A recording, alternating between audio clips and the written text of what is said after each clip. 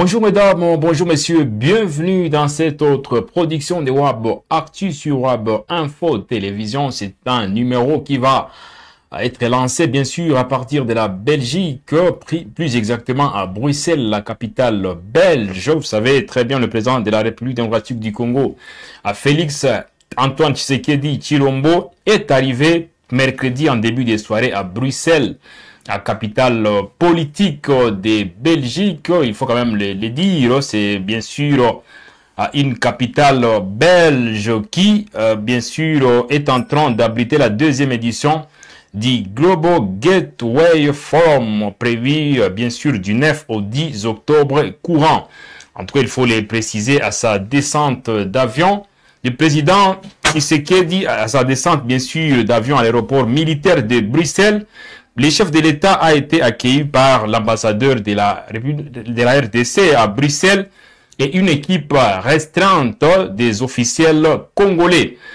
Alors, une immense foule composée de la communauté congolaise, telle que vous êtes en train de les voir, de la communauté congolaise de Belgique, venue en grand nombre pour accueillir le président Tshisekedi, et l'encourager était très visible à l'aéroport. Vous voyez en image le président Tshisekedi. Donc, le Global Gateway Forum est un sommet international organisé à part l'Union européenne, lui, est pour discuter de la coopération mondiale sur les infrastructures et le développement durable et la connectivité. Donc, il vise à renforcer les partenariats en mettant, il faut le préciser, l'accent sur des projets fiables, durables et ethniques, souvent dans les domaines de l'énergie, des transports ou du numérique. Et donc, on va parler beaucoup plus de ces forums, mais l'information phare est que le président Tshisekedi a profité de ces instants pour s'adresser à son homologue rwandais Paul Kagame. Qu'est-ce qu'il s'est passé exactement? On va bientôt vous amener à Bruxelles où le président Félix Tshisekedi, en tout cas, il s'est adressé au président Paul Kagame au sujet de l'instabilité sécuritaire qui prévaut dans la partie orientale de la RDC. Plus exactement, donc, le président Félix Antoine Tshisekedi Tshilombo a appelé son homologue en tout cas, à trouver une solution, notamment par rapport à l'occupation de certaines villes, aussi de certains coins de la partie orientale de la RDC. En tout cas, c'est un message fort lancé par le président Tshisekedi et du haut de la tribune au niveau de Bruxelles à l'occasion des Gateway Forum organisés à Bruxelles. Nous sommes en Belgique. Donc, on vous amène sûrement en Belgique, à Bruxelles plus exactement, pour suivre le président Félix Antoine Tshisekedi Tshilombo. Mais pendant ce temps, vous qui nous suivez et qui avez l'habitude de nous suivre plutôt, vous connaissez la règle. La règle reste trop simple. Alors, écrivez-nous juste en commentaire. Dites-nous ce que vous pensez de ces discours, aussi pas de cette adresse du président Tshisekedi à son homologue rwandais, à Paul Kagame. Donc, écrivez-nous en commentaire. On va vous lire sans problème aucun en direct du plateau de Web Info Télévision. Suivez le président Félix Tshisekedi. On revient juste après pour décortiquer. Excellences, Mesdames et Messieurs, aucun développement durable ne peut s'enraciner sans stabilité.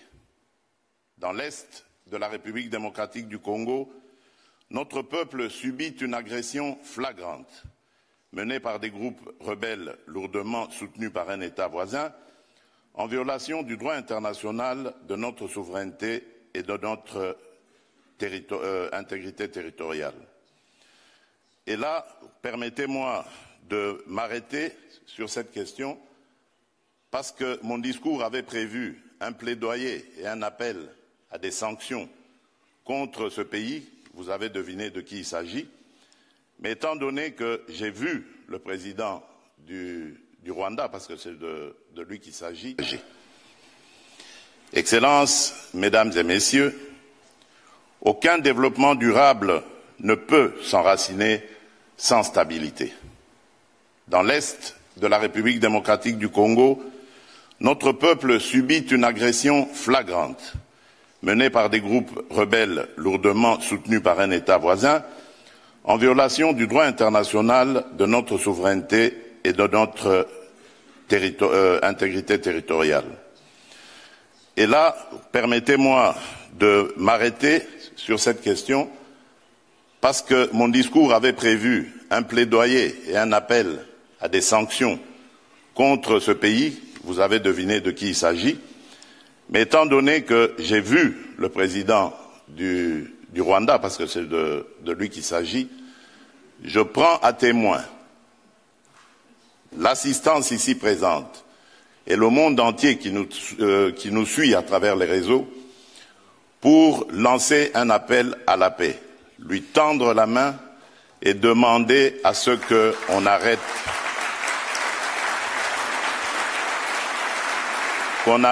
cette escalade. Monsieur le Président, vous le savez très bien, depuis que j'ai été élu en 2019, lors de mon premier mandat, je suis allé voir tous mes 9 voisins, plus particulièrement le Rwanda et l'Ouganda, pays avec lesquels nous avions des tensions, pour vous proposer de travailler ensemble, de rapprocher nos peuples, nos communautés, pour le développement et le bien-être de celles-ci. À aucun moment, je n'ai affiché une attitude belliqueuse, quelle qu'elle soit, à l'égard du Rwanda ou de l'Ouganda ou d'un autre de nos 9 voisins. Aujourd'hui, nous vivons cette situation et nous sommes les deux seuls capables d'arrêter cette escalade. Je le dis en prenant à témoin le président João Lourenço, notre président actuellement de l'Union africaine, dont je rends d'ailleurs l'hommage, un hommage particulier pour son implication dans cette crise, et qui, comme vous le savez, était à quelques encablures de la régler définitivement. Mais malheureusement, sans aucune raison, en tout cas je n'en ai jamais entendu jusqu'à ce jour, vous avez boycotté cette cérémonie alors que nous étions à 98% déjà de recouvrer une paix durable. Mais il n'est pas trop tard pour bien faire. Et c'est pour ça que je prends à témoin ce forum et à travers lui le monde entier pour vous tendre la main, Monsieur le Président, à ce que nous fassions la paix des braves. Et cela demande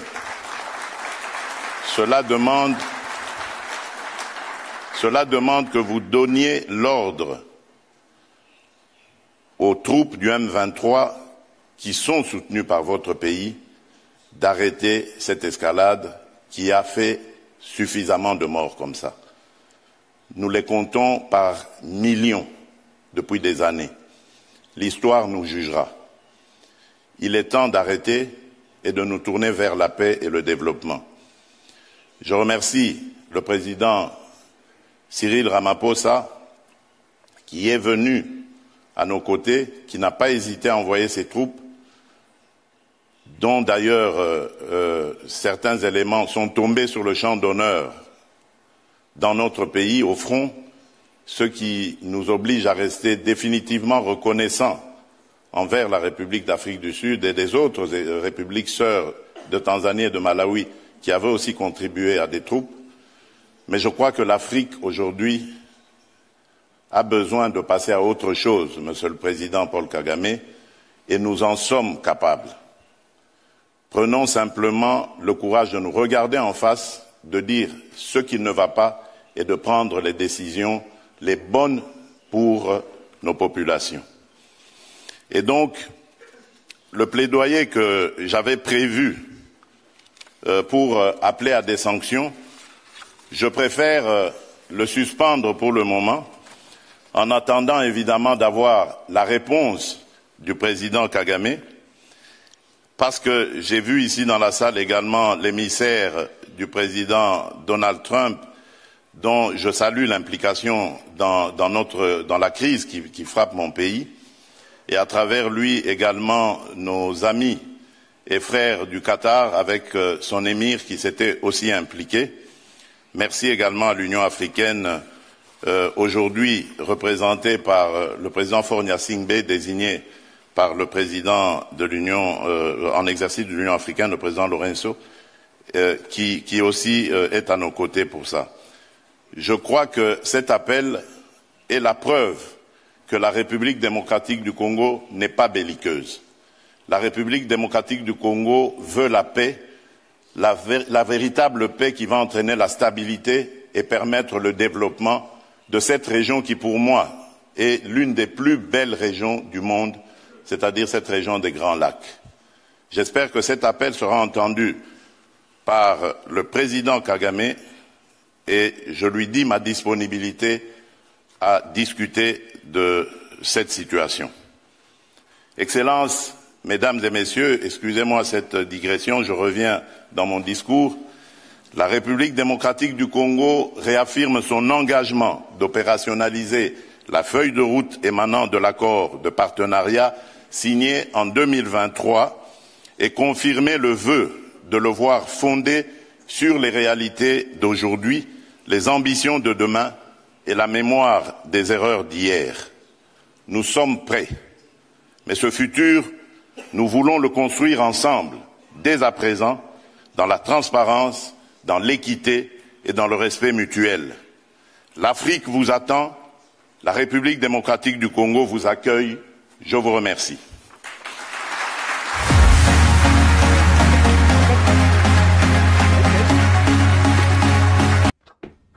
Vous venez de suivre le président de la RDC, Félix-Antoine Tshisekedi Tshilombo, qui est présent à Bruxelles, où il prend part au Global Gateway Forum, donc qui est un sommet international organisé par l'Union européenne pour discuter de la coopération mondiale sur les infrastructures, le développement durable et la connectivité.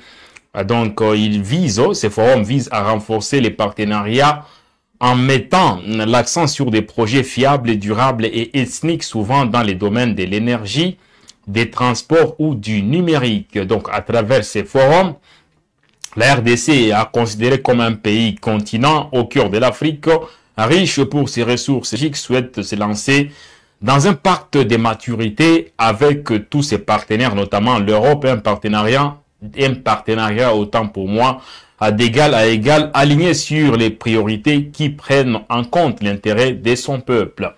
Donc le président Tshisekedi en tout cas a pris la parole à ses assises de Bruxelles devant d'autres chefs d'État et des gouvernements, des représentants des institutions financières du secteur privé et de la société civile européenne, ainsi que devant plusieurs autres invités des marques.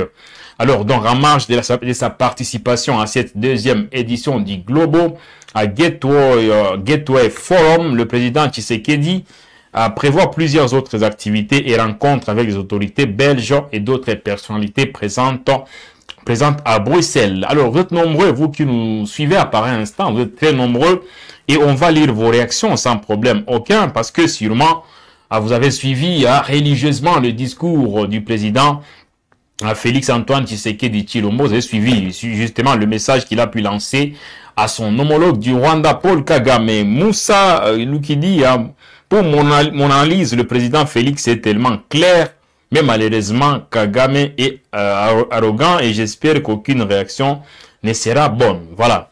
Alors, il y a également Rukabia qui dit « Je pense que le président Félix a joué sa part quant à Kagame a joué la sienne. Le monde est témoin. » Merci beaucoup à Tshisekedi. Voilà. Alors, de toutes les façons, tel qu'on l'a dit ici, le principe est clair.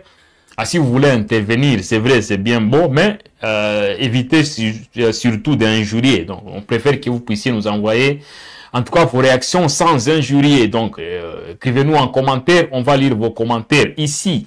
En tout cas, sur Web Info Télévision, Tshisekedi n'a pas parlé uniquement que de la situation sécuritaire qui prévaut dans la partie orientale des RDC. Il a également évoqué d'autres points parce que, tel qu'on vient de le dire, en tout cas, c'est un forum purement économique. Puis la RDC qui est un pays solution dans plusieurs domaines. Le président Tshisekedi a évoqué d'autres domaines en présence, bien sûr, de ses homologues et d'autres invités qui ont été associés à ces grands forums. On va vous laisser suivre la deuxième partie de cette intervention du président Tshisekedi à qui revient sur d'autres aspects, bien sûr, de ces forums, et on pourra en discuter avec vous, parce que vous le savez très bien, le président Tshisekedi séjourne à Bruxelles, en Belgique, depuis mercredi, en début des soirées. Vous savez, il revient d'autres tournées. Il a été notamment aux États-Unis d'Amérique il y a de cela quelques jours. Une fois de retour au pays, en tout cas, le président Tshisekedi s'est rendu en Mbujimayi notamment, où il a bien sûr inauguré notamment l'université de Mbujimayi. Il a été dans plusieurs coins et aussitôt arrivé en RDC, il a reçu quelques personnalités de haut rang sur le plan footballistique. Il a accueilli notamment le président de la FIFA, Gianni Infantino, à son bureau, également le président de la Confédération africaine de football. Et puis, un peu après, il s'est rendu à Bruxelles depuis mercredi.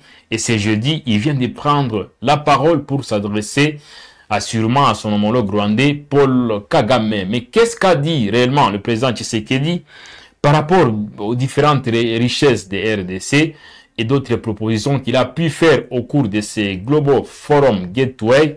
Suivez une fois de plus le président Tshisekedi. On revient juste après pour des analyses sur ces plateaux de Web Info Télévision.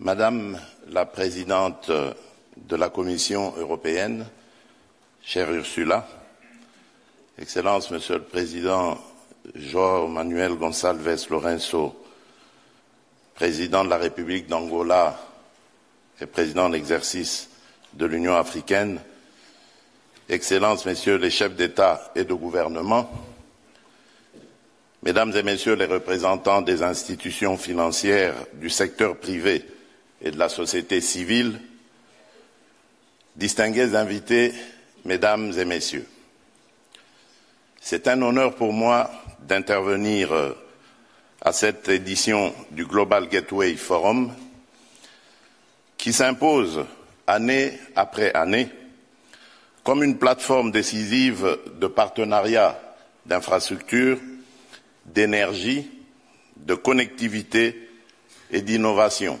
entre l'Afrique et l'Europe.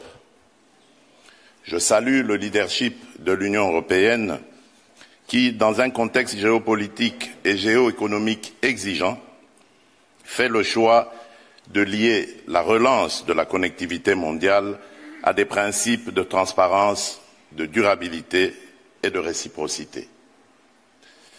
La République démocratique du Congo vient à Bruxelles avec une conviction simple. Nous offrons des solutions. Pays continent au cœur de l'Afrique, riche de ressources stratégiques et d'une jeunesse audacieuse, mon pays est engagé dans une transformation profonde, énergétique, numérique, démographique et écologique, et il souhaite l'ancrer dans un pacte de maturité avec tous ses partenaires, notamment l'Europe, un partenariat d'égal à égal, aligné sur les priorités de nos peuples et ouvert au co-investissement privé. Dans cette dynamique, permettez-moi de vous présenter quelques initiatives phares portées par la République démocratique du Congo et en lien direct avec les piliers du Global Gateway. Il y a en premier lieu le corridor de Lobito. Aux côtés de l'Angola et de la Zambie, la République démocratique du Congo s'est engagée à faire de ce corridor un levier d'intégration régionale, de souveraineté logistique et d'industrialisation. Un investissement initial de plus de 1,6 milliard de dollars américains permettra d'ici 2030 de tripler la capacité d'exportation annuelle de minerais critiques de 3 à 10 millions de tonnes. La modernisation et l'extension de la dorsale ferroviaire, longue de 1300 km, reliant les zones minières de la Copper Belt à l'océan Atlantique, ne vise pas seulement à transporter des minerais, elles doivent ancrer des chaînes de valeur locales avec des zones économiques spéciales, des hubs logistiques, des plateformes de transformation, des centres de formation en cohérence avec la zone de libre-échange continentale africaine, la ZLECAf. Notre objectif est clair, transformer davantage en Afrique, créer des emplois de qualité et fluidifier les échanges continentaux.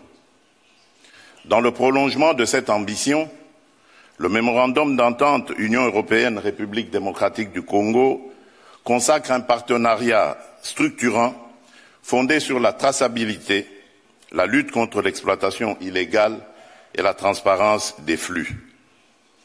Il prévoit le renforcement des capacités congolaises, de la recherche géologique à la transformation locale et l'essor de clusters industriels dans le plein respect des normes sociales et environnementales.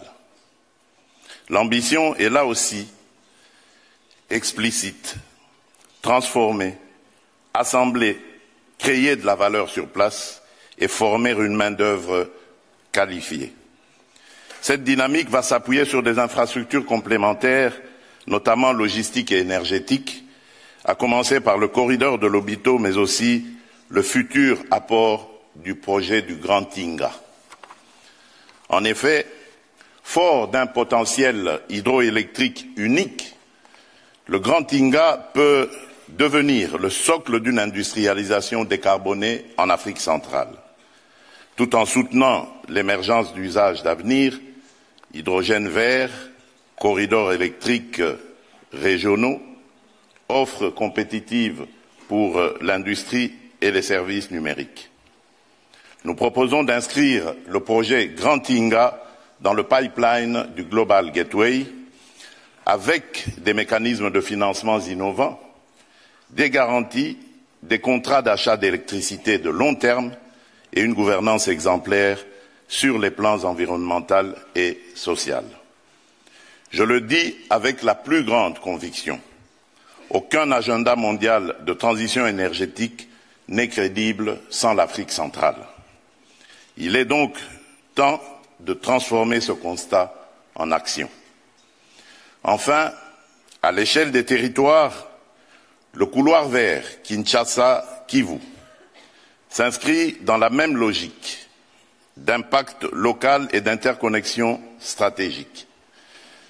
Projet intégré combinant infrastructures routières, connectivité numérique, électrification décentralisée et valorisation des chaînes agricoles, il reliera des milliers de kilomètres d'axes à des plateformes logistiques et à des mini-réseaux pour désenclaver, numériser et bancariser des centaines de localités aujourd'hui isolées. Situé au cœur de l'un des plus grands ensembles forestiers tropicaux, avec une aire protégée la plus vaste au monde, s'étalant sur une superficie de 540 000 km², le couloir vert Kinshasa-Kivu fait de la protection des forêts parmi les plus intactes de la planète et de la préservation de la biodiversité du bassin du Congo les fondements mêmes du projet, afin que conservation de la nature et développement se renforcent mutuellement au bénéfice des communautés locales et du climat mondial. Déjà soutenu par l'Union européenne à travers l'initiative Global Gateway, le couloir vert constitue un projet de cohésion territoriale majeur.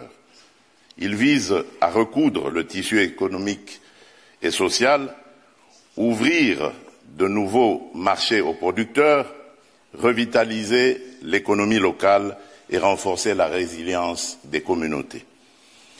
Ce projet emblématique améliorera directement la vie de plus de 31 millions de personnes, protégera près de 108 000 km² de forêts vierges et créera plus de 500 000 emplois, dont au moins 20 000 spécifiquement destinés aux jeunes hommes et femmes démobilisés des groupes armés, contribuant ainsi à une paix durable dans nos provinces orientales longtemps éprouvées par l'instabilité.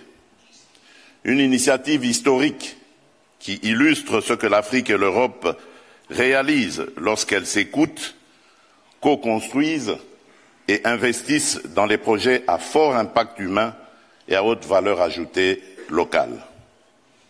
Dans un autre registre, l'essor mondial des centres de données d'intelligence artificielle impose une équation nouvelle. Une énergie abondante et verte pour soutenir une économie numérique sobre en carbone. La République démocratique du Congo entend se positionner comme un partenaire stratégique pour relever ce double défi énergétique et numérique. C'est dans cet esprit que nous envisageons, à proximité du complexe de Grand Inga, la création d'une zone économique spéciale dédiée à l'industrie de la donnée, réunissant 3 atouts essentiels: une énergie propre, une connectivité transcontinentale par fibre optique et un cadre incitatif favorable à l'implantation de centres de données à portée mondiale.